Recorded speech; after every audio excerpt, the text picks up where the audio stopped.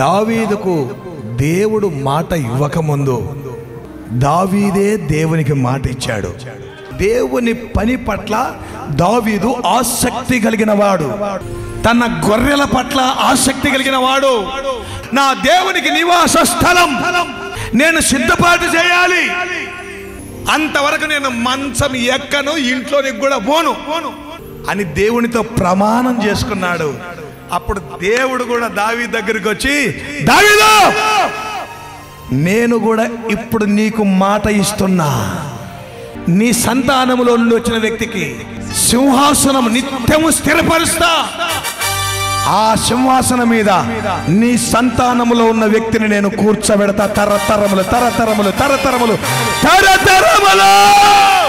దేవుడు మాట ఇచ్చాడంటే మాట తప్పడు.